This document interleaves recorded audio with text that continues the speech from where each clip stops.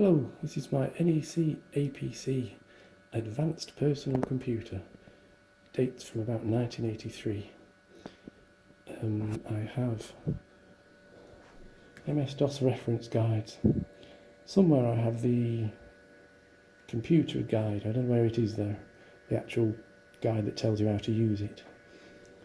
I have multi-plan WordStar, a stack of multi-plan discs that the original owner used to run their business from, and a stack of WordStar discs again that they ran a business from. All the training guides. I have a blank double-sided, no, these are blank double-sided double density discs. These discs do work, but I stopped using them originally because they were shedding and making the drive heads getting dirty, which means they stop reading. You have to keep cleaning the heads. It's also not very good for the media. I do have a way of imaging floppy disks like these by taking the disc out from inside the magnetic medium and cleaning it with alcohol. Put it back in the jacket and some cyclomethicone lubricant on it, and then you can make a software image of the disc and store it on modern hardware and then copy it back to a good disc, which is what I did to make this disc. I buy these off eBay in packs of 10, 3M, always look for 3M, and they come as new old stock still in their cellophane box. And you can see I've made MS-DOS list discs, then a CPM disc, WordStar, Microsoft Basic 86, another CPM, WordStar, another CPM, and an NEC demo disc. I do have the original NEC demo disc. That's an original MS-DOS 2.1 disc and the information disc. That's the original owner's copy, working copy of MS-DOS. And as you can see, I do have a matching printer that works to a fashion. I've never actually tried to use it from WordStar or Multiplan. I've only ever done a test printout, which is power on and hold down one of these keys and it'll keep printing that out until you power it off. It does have a problem in that from time to time the pinch roller will stop turning, it'll start printing in the same position and then it'll carry on and it'll do it again, so something needs fixing there.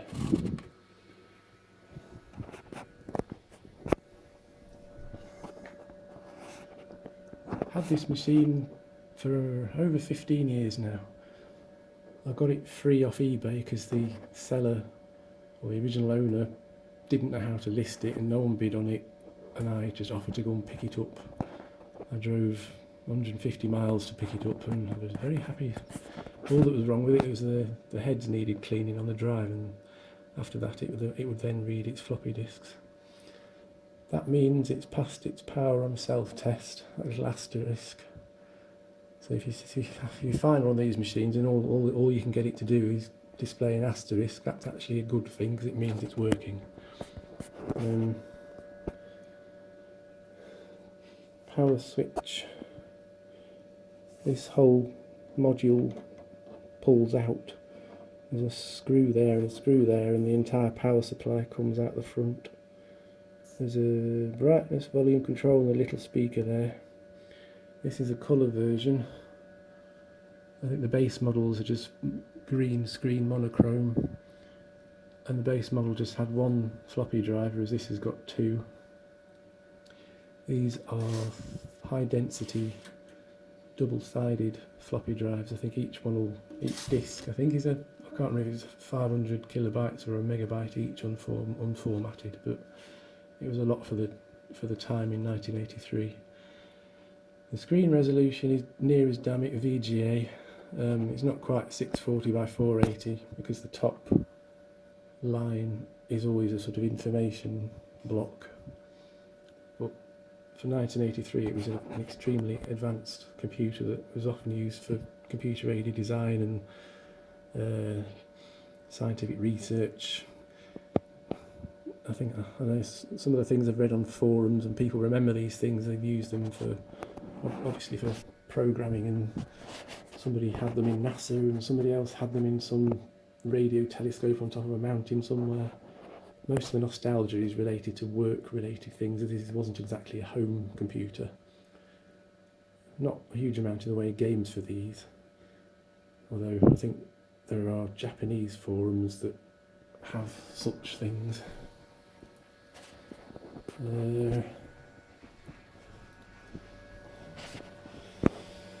Cathode ray tube, all the control circuitry and high power stuff that you don't poke fingers at there. All this stuff fascinates me. I used to have a lot of fun with colour TVs as a kid and fixing them and taking them to pieces. The computer itself is on 2 boards. I think that's the processor board and that's the graphics board.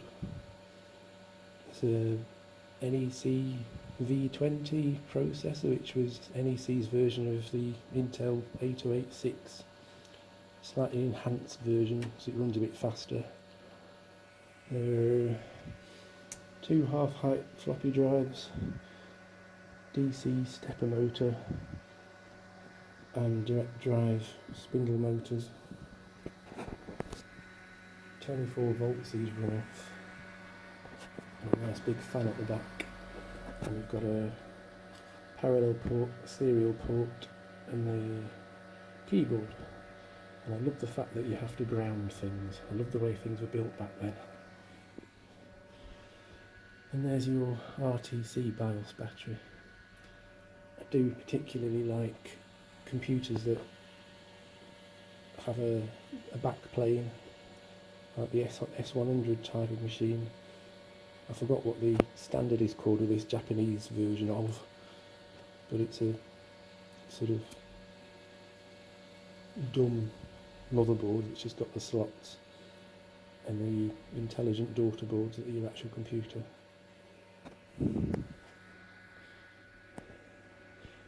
I do have the lid, by the way. It's down there. Let's pause briefly and I'll put it back on. Let's load MS-DOS. Correct orientation with a label to the left. You can start it from either disk. Squeeze the drive head together. That means there's a disk inside. That means I'm reading a disk. I do like the noises it makes. The RTC battery's dead. Didn't bother to change it. It doesn't leak.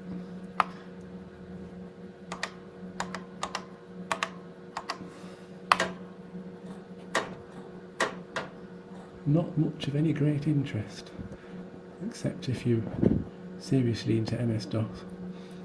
I quite like it. The only fun in inverted commas is the music test program.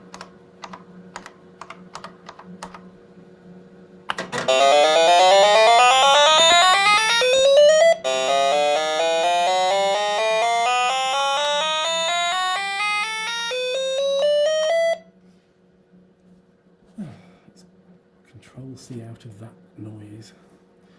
And that's it for now, because this phone is a bit dodgy and this is the 3rd time I've done this video, so I'm trying to keep it under 10 minutes because it seems to crash out after that. Thank you for watching.